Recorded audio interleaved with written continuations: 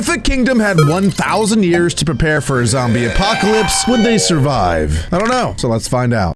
I gave humanity 1,000 years to prepare for a zombie apocalypse. I placed humans all across the world and let civilization develop on its own. No guidance, no protection, and no interference. For centuries, they built cities, formed alliances, and fought wars. If you think about it, 1,000 years really isn't even that long, because humans today have been along for way longer than 1,000 years, and only recently, within the last couple hundred years, were guns invented and nuclear explosions and things of that nature. But before that, it was all like bows and arrows and spears and swords. So if they're unable to get past like that medieval phase, I don't think that they're going to be able to survive a zombie apocalypse. They believed they were ready for anything, but when the dead finally came, the question wasn't who was the strongest, it was who would be left.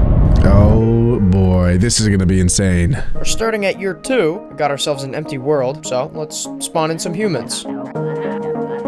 Looks like he's spreading them. Spawn them in little groups and let time run a little, and they've started already developing tents. Now what I do wonder is if all the humans know that there's gonna be a zombie apocalypse later, because I think if they knew that, their incentives would be completely different, their relationships would be completely different, and they would all be striving to prepare for the zombie apocalypse. But if they don't even know it's coming at all, then they may not develop that many strong weapons. Gathering resources, kings are already getting killed by bears. They're already upgrading to houses, town halls, and they're even building farms. Everything seems to be doing just fine. Okay, it does look like there's a bunch of different kingdoms, actually. It's not just one kingdom. So that could be bad, because they're probably going to go to war with each other, which is going to set each other back. And at the end of the day, you want to be as strong as possible going into a zombie apocalypse.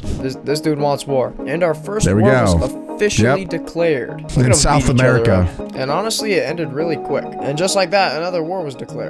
Even with small armies, they're still killing each other. That one also ended quickly. At year 25, we had a population of 864. Housing has now become more common amongst humanity. We even have third world and first world countries. Everything seems to be going swell. Oh, what's this? An alliance? Our first ever alliance was formed. The Eternal Dreams of Darkness. See, that's what they need to do, is everyone needs to become allies and work together to defeat the zombies. But it really seems like they don't know that there's a zombie apocalypse coming. Also, it matters what type of zombies we're talking here. Because if we're talking Minecraft zombies, I think that the humans will be able to defeat them. But if we're talking like World War Z zombies or I Am Legend zombies, yeah, humanity's screwed. And I guess it was so popular because it seemed like every single country wanted to join, gaining up to 5 whole kingdoms, there we go, including Australia, for a total of 6. And some genius in the alliance thought that now that he had friends, he could easily wipe out a neighboring kingdom. In all the chaos, another alliance was formed in Africa. Then the Eternal Dreams of Darkness began to invade, killing the king of I Am Sigma and bombing them. And then another war was declared. But with all the new alliances in place, it made things really complicated. And now we have our first world war. And they're even using battleships now. The poor kingdom of Coconut was taken over, and it seemed like everything was going to hell. More battleships too. Okay, I mean, battleships is definitely a good start.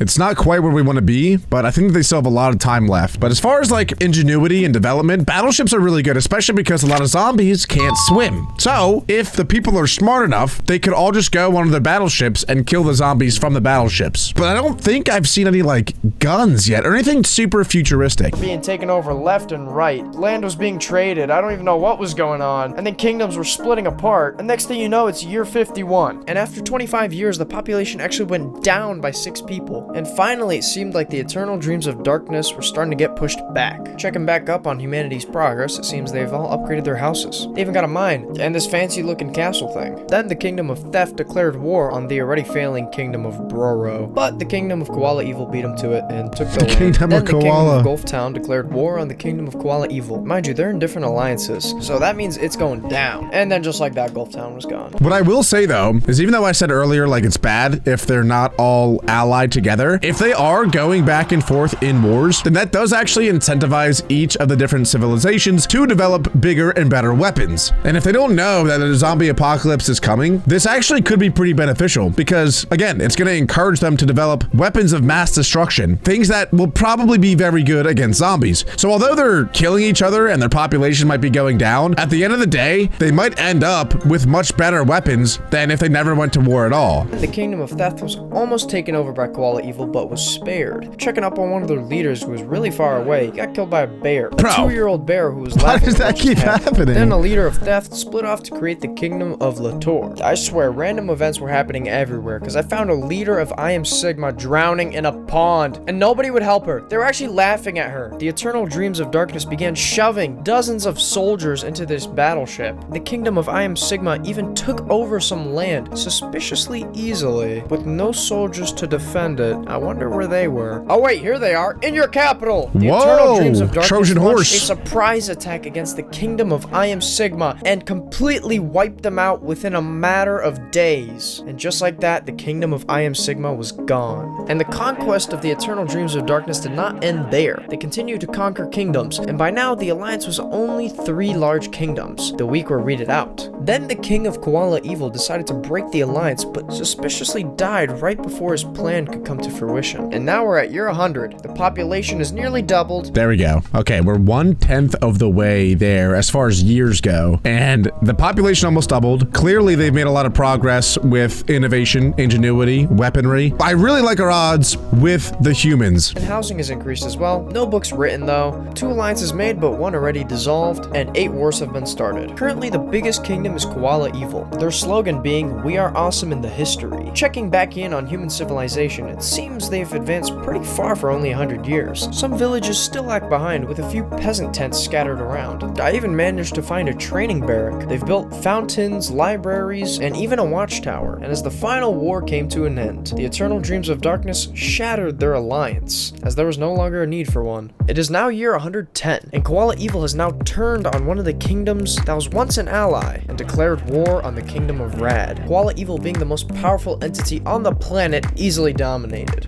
And at year 120, a pattern was starting to form. Koala Evil declared war on yet another former ally, the Kingdom of Civil. They fought back valiantly. Alas, Koala Evil, being the most powerful kingdom on the planet, eventually took over. And at year 139, Koala Evil's rampage did not stop there. They declared war again on their neighbor, the Kingdom of Theft. And I'll let you guess what happened. Yeah, they Koala Evil's insane. Koala Evil now being the biggest kingdom on the planet, I wonder what's gonna happen. I was gonna say that it's nearly impossible to rule this much land. Like, if you look at some of the great conquerors in the past, like Alexander the Great, for example, his kingdom, it got too big to rule over that many people because, you know, at the end of the day, you're only one person. And yes, you can have like government officials and everything, but when you get to the point when you have so much land across the world and you have to look over millions, sometimes billions of people, you'll have, you know, segments of those people who hate the country. And if you have that many people who hate the country and the way that it's ruled and the way that they're treated,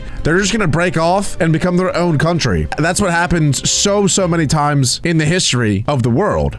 Year 200. There are currently 3 kingdoms left standing: Lator, Koala Evil, and this one. At year 200, the that one's population is over cooked. 2,500 with houses around 400. Still no books written. 11 wars No started. books written? All alliances ever made have been dissolved. Checking back up on humanity. These guys are savages. Let's just say they're living the high life. Year 205, the kingdom of Koala Evil declared war on Lator, and this is just kind of sad. Yeah, like their little bad. village is Just getting leave 'em alone, bombed bro. by ships. Yeah, I don't.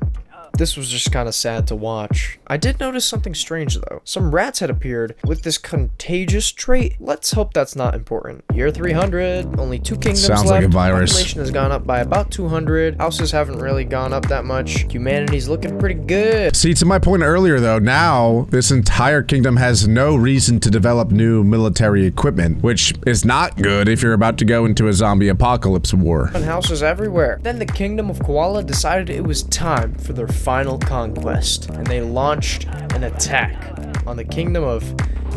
I still don't know how to pronounce their name. Year Well, they're gone, 400, so it doesn't Koala matter. Evil now owns the entire world, except for the Greenland. I don't know why they don't want to live in the Greenland. So I put a mortal sheep named Jeb, and I removed his stomach so he couldn't starve to death. And he's going to stay there for the end of for the rest of time. At year Go ahead, 400, Jeb. the population has only grown about 100. Housing seems to be their bottleneck, and they're also like lighting each other on fire. I don't know what was going on there. Year 500! We're halfway! Nothing much has really changed. Population went up by 100. They built a few houses. So far, 16,000 creatures have been born. Still no books. Jeb is doing fine. He's now wise. Or she, actually. It's a she. Then I saw something strange. It was showing me people were infected, but I didn't start the zombie apocalypse. That was the 500 years away. So I looked around until I noticed something. Australia was overrun with so many rats, and they were spreading the plague.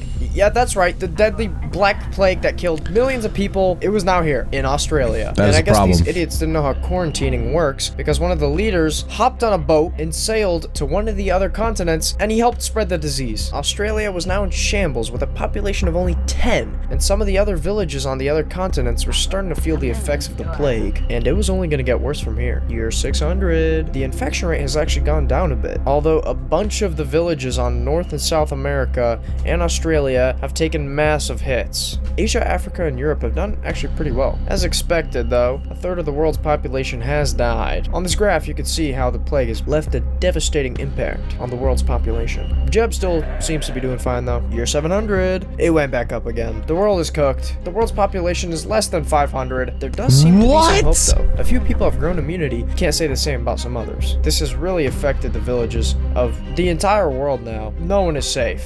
It's year 800. That plague is crazy. It took him from 3,000 people down to just 500. I do wonder too how many zombies are gonna get spawned. Is it gonna be like 10, 100, 1,000? Oh boy, this is a real problem. Affected people has gone back down again, and the population has spiked back up. Oh, there we go. That's good. Oh, there we go. We're good. Same We're as it good. was 600 years ago. Jeb is now mad old, but she's still doing good. It's year 900. The plague Here we is go. finally We're gone. almost there. The population has spiked up to almost 4,000. Houses have been higher than ever, but still no books. I was concerned, so How I is that checked who was the possible? smartest person, and it checked out. Jeb is now mutated and found a way to reproduce with herself. I don't know. She's also sentient now. She's also smarter than the smartest person in the human kingdom, which is kind of crazy. Checking back up on humanity, it seems like they're throwing poop into a farmhouse. Yeah, Fertilizer. That's poop. Anyway, It's they have fertilizer, houses bro. literally everywhere, and they all look fancy. And now it's year 955. Here we go. Population is now stabilized at about 3,500. It is about to go down. 34,000 births, and still no books written. Civilization, I think, is pretty much at its peak right now. And then Chernobyl went off.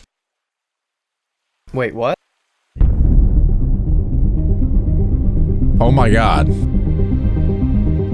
Oh Year my god. 1000. That just Now killed we like can 1,000 finally start people. The zombie apocalypse. Yeah, that's right. Chernobyl caused all this. And we're gonna take one of these. That explosion took them from 3,800 people to 2,800 people. They killed 1,000 people. And now he's spawning zombies. And they looked really fast when he spawned them. Let's name him Ted and basically make him the zombie king. It seems the humans have found out what's happened. They're trying to fight back, but they're already starting to get infected. Ted Oh is my getting God. beaten up over here. The infection's already starting to spread. This is not looking good for the humans. The only place currently affected is between Europe, Asia, and Africa. The humans have finally decided to send up some serious backup. So let's Wait, send that some was a backup of our giant own. zombie. This will be zombie. Look how big that zombie is. Look at it. Why is it that big? See, I didn't know that we were doing giant zombies too. I thought it was just regular zombies. She's also spawning so many. It's insane. The infection can spread so that these people can become zombies too. I didn't know that. I thought it was just like zombies that, I don't know. I didn't know that they could spread to people too. This is bad. Serious backup. So let's send some backup of our own. This will be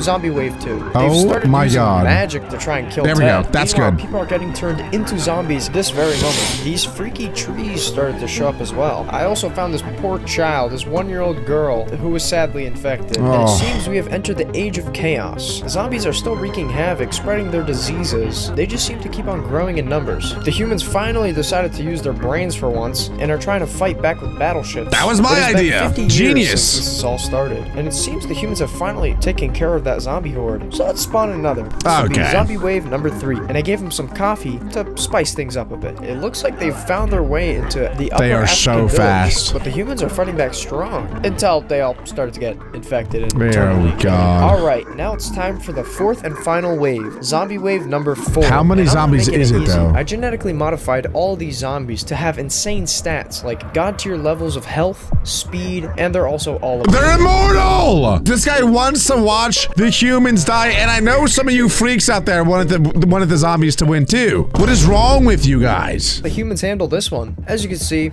this is really terrifying. Ted is still getting bombarded by like every person in the kingdom, allowing these other zombies to kind of just roam free and destroy all these villages and cities, my God. turning other humans into zombies. Jeb seems to be doing just fine. She's actually given birth to even more children. Then ahead, Ted's Jeb. zombie subjects finally decide to go and help him. Then, wouldn't you know it, one of these zombies decides, maybe I should cross this giant ocean and just like go infect a whole nother continent all by myself. That was the Atlantic Ocean. He just swam across the entire Atlantic Ocean. That's gonna be a problem. That's not good. That's just that. With the human population steadily falling, zombies are now all over South America. Their very own king is left stranded alone, fighting off this really slow and weak zombie actually. But he does a fatal mistake, alerting another zombie nearby who's one of those genetic freaks I mentioned, and the king gets turned into a zombie. Oh my God, that was so quick. North America is our last hope. Nope, zombies are there USA. too. And the people are USA. fighting for their lives, just wishing for days to be like they used to. Ted breaks past their front lines, turning virtually everyone into a zombie. And just like that, humanity had finally collapsed. Once was, is no longer. The zombies were just too powerful and too much for the humans to handle. The humans put up a good fight though. It was only until he made the zombies literally immortal and super genetic that the humans lost. So honestly, great work, humans. But this was an awesome video. And if you guys want me to watch more World Box simulations just like this, make sure to leave a like, hit that subscribe button, and click right here.